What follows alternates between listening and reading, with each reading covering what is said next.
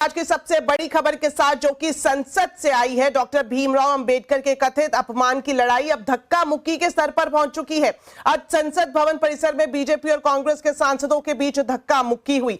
BJP और कांग्रेस एक दूसरे पर आरोप लगा रहे हैं। बीजेपी का कहना है कि राहुल गांधी ने संसद के मकर द्वार की सीढ़ियों पर उनके सांसदों को धक्का दिया। इसमें ओडिशा के बालासोर से बीजेपी सांसद प्रताप सारंगी और यूपी के फर्रुखाबाद के बीजेपी सांसद मुकेश राजपूत घायल हुए हैं और उन्हें अस्पताल में भर्ती कराया गया है। आपको बता दें, प्रधानमंत्री नरेंद्र मोदी ने दिल्ली के राम मनोहर लोहिया अस्पताल में फोन कर दोनों सांसदों की सेहत की जानकारी ली। दूसरी तरफ राहुल गांधी का यह कहना है कि धक्का उन्होंने नहीं बल्कि बीजेपी सांसदों ने उनका रास्ता रोका और उन्हें धक्का दिया। यही नहीं, कांग्रेस ने लोकसभा के स्पीकर से शिकायत भी की है कि धक्का मुक्की के दौरान पार्टी अध्यक्ष मल्लिकार्जुन खड़गे को जमीन पर बैठना पड़ा, जबकि उनके घुटने का ऑपरेशन हुआ है और वो जमीन पर नहीं बैठ सकते हैं। कांग्रेस ने पूरी घटना की जांच कराने की मांग भी की है। वहीं बीजेपी के सांसद एफआईआर दर्ज कराने संसद मार्ग थाने पहुंच गए हैं। बीजेपी सांसद प्रताप सारंगी ने कहा कि राहुल गांधी ने एक दूसरे सांसद को धक्का मारा था और वो उन पर गिर पड़े।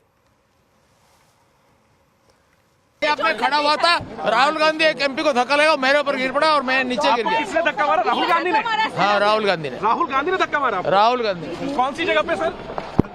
सर किस जगह पे? सर किस जगह पे? किस जगह पे? सीढ़ी के ऊपर में मैं खड़ा हुआ था और राहुल गांधी ने आकर के एक एमपी को धक्का लगाया, वो मेरे ऊपर गिर पड़ा। चलिए अब आपको दिखाते हैं कि जब राहुल गांधी बीजेपी के चोटिल सांसद प्रताप सारंगी के पास पहुंचे तो क्या हुआ। क्या राहुल, क्या सर्वनियंत्रण है? क्या सर्वनियंत्रण है? गुंडागर्दी करते हो, बूढ़े को गिरा दिया जाता है। इतना कौन सा गुंडागर्दी करते हो? वहीं संसदीय कार्य मंत्री किरेन रिजिजू ने कहा कि राहुल गांधी संसद में ताकत दिखा रहे हैं, जबकि बीजेपी के सदस्यों ने संयम से काम लिया। अमित शाह जी का पूरा भाषण का छोटा सा 10-12 सेकंड क्लिप दिखा करके जो भ्रमित करने का कोशिश किया, उसका खिलाफ एनडीए एमपीज का प्रदर्शन चल रहा था। तो अपना अपना बात रखने का अधिकार होता है। कौन सा कानून राहुल गांधी को वो ताकत दिया है कि वो आ करके दूसरे एमपी को धक्के मार करके चोट पहुंचाने का। मैं अभी सीधा सीधा राहुल गांधी को सवाल करना चाहता हूं कि अगर सब लोग अपना ताकत दिखा करके मारपीट करने लग जाएंगे तो पार्लियामेंट कैसे चलेगा? वो नेता प्रतिपक्ष है, क्या कोई ऐसा धक्का बॉक्सिंग मार करके एमपीज के साथ व्यवहार करेंगे? हम लोग तो बहुत संयम से अपने आप को मेंटेन किया है। साथ ही केंद्रीय मंत्री प्रहलाद जोशी ने कहा कि कांग्रेस और राहुल गांधी हताशा में मारपीट पर उतर आए हैं। ये गुंडागर्दी का बर्तव्य जो है, ये तो मैं खंडन करता हूं। और ये गुंडागर्दी क्यों करना चाहिए? प्रजातंत्र में हार और जीत चलता ही रहता है। वर्षों तक, दशकों तक हम भी हारे थे, लेकिन ऐसा व्यवहार कभी नहीं किया है। और अभी झूठ फैलाने का कोशिश कर रहे हैं। मुझे अंदर जाने नहीं दिया। इधर तो साफ साफ है, तो लोग अंदर जाने के लिए उनको बोल रहे थे, जगह दे रहे थे। तो फिर भी उन्होंने पहले संदीप पात्रा को ऐसा एक मारा, बाद में इनको मुकेश जी को धक्का मारा। मुकेश जी को धक्का मारने के बाद उन्होंने सारंगी के ऊपर गया। तो बीजेपी राहुल गांधी पर धक्का मुक्की का आरोप लगा रही है। इस बीच राहुल गांधी की प्रतिक्रिया भी सामने आई है। राहुल गांधी ने कहा कि धक्का उन्होंने नहीं मारा बल्कि बीजेपी सांसदों ने उन्हें रोका और धक्का मुक्की की। आपके कैमरा में होगा, ये पार्लियामेंट की एंट्रेंस है, इसमें मैं अंदर जाने की कोशिश कर रहा था तो बीजेपी के एमपी जो थे वो मुझे ऐसे रोकने की कोशिश कर रहे थे, धकेल रहे थे और मुझे धमका रहे थे, तो वो हुआ है बस।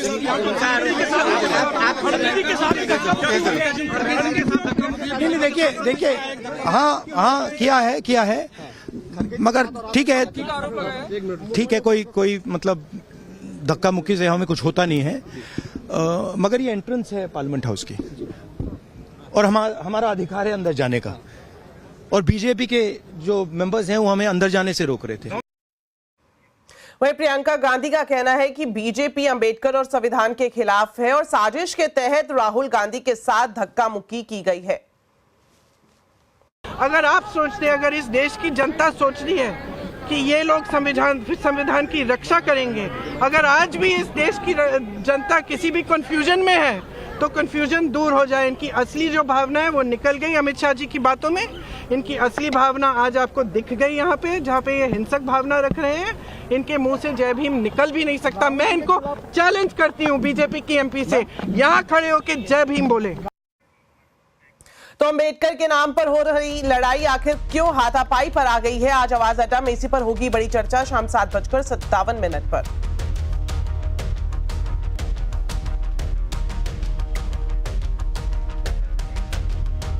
चलिए आज की एक दूसरी बड़ी खबर आपको बता दें। सरकार ने one nation one election bill की समीक्षा के लिए 21 सदस्यों वाली संयुक्त संसदीय समिति जेपीसी का गठन कर दिया है। समिति में बीजेपी की तरफ से पूर्व मंत्री अनुराग ठाकुर, पीपी चौधरी, कांग्रेस की तरफ से प्रियंका गांधी और मनीष तिवारी और साथ ही टीएमसी की तरफ से कल्याण बनर्जी का नाम शामिल है। ये समिति एक देश एक चुनाव रिफॉर्म से जुड़े 2 बिलों की स्क्रूटिनी करेगी। साथ ही कमेटी के अन्य सदस्यों में बीजेपी से केंद्रीय मंत्री पुरुषोत्तम रूपाला, भृतहरि महताब, अनिल बलूनी, सीएम रमेश, बांसुरी स्वराज, विष्णु दयाल, संबित पात्रा का नाम भी शामिल है। इसके अलावा कांग्रेस से सुखदेव भगत, शिवसेना से श्रीकांत शिंदे, समाजवादी पार्टी से धर्मेंद्र यादव, डीएमके से टीएम सेल्वा गणपति, एनसीपी से शरद पवार से सुप्रिया सुले का नाम इसमें शामिल किया गया है। चलिए अब एक नजर डालते हैं बाजार के पूरे हाल पर। खराब ग्लोबल संकेतों ने बाजार का मूड बिगाड़ दिया। बाजार लगातार चौथे दिन गिरावट के साथ बंद हुआ। सेंसेक्स निफ्टी 1% से ज्यादा फिसले। सेंसेक्स 964 पॉइंट गिरा तो वहीं निफ्टी में 247 पॉइंट की गिरावट रही। वहीं मिड कैप और स्मॉल कैप इंडेक्स नीचे से सुधर कर बंद हुए। डिटेल्स के साथ अब जुड़ गई हैं कंचन नौटियाल। तो कंचन बताएं आज सेक्टर में कहां तेजी दिखाई दी और कहां गिरावट देखने को मिली? सेक्टर स्पेसिफिक बात करी जाए तो केवल फार्मा ही ये सेक्टर था जो ग्रीन में बंद हुआ है, बाकी तो सारे ही सेक्टर लाल रंग के साथ बंद हुए हैं। स्टॉक स्पेसिफिक एक्शन की बात कर लेते हैं कि कौन से स्टॉक्स में अच्छा खासा एक्शन देखने को मिला है। निफ्टी की गेनिंग साइड में doctor Reddy labs, Cipla, BPCL और सन फार्मास्यूटिकल्स जैसे दिग्गज शेयर रहे हैं जिन्होंने एक बढ़त के साथ क्लोजिंग दी है। लेकिन लूजिंग पॉकेट में at the same time Bajaj Finserv, JSW steel, Bajaj finance और ग्रासिम इंडस्ट्री 2 से 3% की कमजोरी के साथ आज बंद होते हुए दिखाई दिए हैं।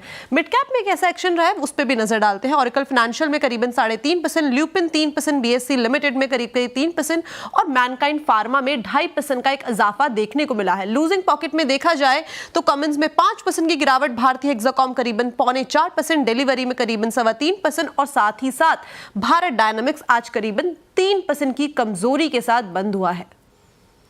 शुक्रिया कंचन इस पूरे मार्केट अपडेट के लिए। तो अमेरिका में फेड के ब्याज दरों में कटौती से कमोडिटी बाजार में दबाव दिखाई दे रहा है। खासकर सोना चांदी की कीमतों में गिरावट देखने को मिली है। यही नहीं, सभी एशियाई करेंसियों में भी डॉलर के मुकाबले गिरावट है। रुपया 85 के स्तर तक गिर गया है। कमोडिटी एडिटर मनीषा गुप्ता अब हमारे साथ जुड़ गई हैं। उन्हीं से ही इस खबर पर पूरी डिटेल्स लेते हैं। तो मनीषा जी, फेड के फैसले का असर कमोडिटीज और करेंसी पर कितना पड़ता हुआ दिखाई दे रहा है? Well on week on week basis अगर आप देखें तो सोने चांदी में अच्छी खासी गिरावट देखने को मिली है। जो यूएस फेड का हमने इस साल का लास्ट मीटिंग आता हुआ देखा उसमें 25 बेसिस पॉइंट की रेट कटौती तो हुई, लेकिन 2025 की जो गाइडेंस है, जो आउटलुक है, वो थोड़ा सा ऑन द वीकर साइड है। सिर्फ 2 रेट कट्स शायद यहाँ पर देखने को मिलेंगे और उसका सीधा फायदा डॉलर इंडेक्स को हुआ जो 108 तक गया, जो कि 2 साल का हाई है, और उसका इम्पैक्ट हमने यहाँ पर सोने चांदी में आता हुआ देखा। तो अगर आप सोने को देखें तो 1 महीने के लोज पर कारोबार है, चांदी 5 हफ्ते के लोज के आसपास यहां पर कारोबार करती हुई नजर आई। काफी हद तक ईयर एंड भी है तो अनवाइंडिंग ऑफ लॉन्ग पोजीशंस भी यहां पर बनता हुआ नजर आ रहा है, जो कि आप सीएफटीसी की रिपोर्ट से देख सकते हैं। भारतीय बाजारों की अगर बात की जाए तो अब इन करंट लेवल्स में सोने में अपने ऑल टाइम हाई से करीबन 8% की गिरावट सोना दर्ज कर चुका है, और चांदी जो कि 1 लाख पर थी, आज की गिरावट के बाद यहां पर 15% की कटौती हमने यहां पर भी आते हुए देखी है। मार्केट्स को लगता है कि कुछ बहुत और बेरिशनेस यहां पर देखने को मिल सकती है। फर्स्ट क्वार्टर 2025 में जब ट्रंप नए यूएस प्रेसिडेंट के तौर पर आएंगे, किस तरह की ट्रेड पॉलिसीज और टैरिफ्स वो लगाते हैं, उसके रिएक्शन में सोना यहां पर आपको बनता हुआ नजर आएगा। But for the near term कोई बहुत बड़ी खरीदारी करने की उम्मीद नहीं है। जी, बने रहें आप हमारे साथ मनीषा जी, एक और खबर के लिए आपके पास लौटेंगे। आपको बता दें इस बार गोल्ड इंपोर्ट एक्सपोर्ट के जो आंकड़े हैं उसमें एक अजीब सा मामला सामने आया है। एक तो नवंबर में सोने का रिकॉर्ड इंपोर्ट हुआ, दूसरा ये कि सोने के इंपोर्ट में सरकार और इंडस्ट्री के डेटा में 40 टन का अंतर है। हालांकि सरकार इसकी जांच कर रही है। पूरी डिटेल्स लेते हैं मनीषा जी से, हमारे साथ जुड़ी हुई है। मनीषा जी बताएं ये जो मिसमैच है इसको लेकर क्या है पूरी डिटेल्स? नवंबर का डेटा और यहाँ पर एक बहुत बड़ा डिस्टेंस है। तो कल जब हमने मेटल फोकस का डेटा देखा तो उन्होंने कहा कि नवंबर का जो इंपोर्ट है वो 136 टन है और मिनिस्ट्री ऑफ कॉमर्स ने यहाँ पर हमें बताया कि 173 टन का इंपोर्ट हुआ है। तो क्लियरली ये जो 40-42 टन का डिफरेंस था इसको हमने अब मार्केट के लोगों से बात करनी शुरू करी, जिन्होंने हमें बताया कि शायद मिनिस्ट्री ऑफ कॉमर्स के डेटा में यहाँ पर ये 40 टन 2 बार काउंट हो गया है, क्योंकि एक बार तो ये फ्री ट्रेड जोन में सोना आया और उसके बाद जैसे ही वो डोमेस्टिक टैरिफ एरिया में आया शायद उसकी काउंटिंग यहां पर दोबारा हो गई और इसलिए यहां पर ये एक दिक्कत बनती हुई नजर आई है।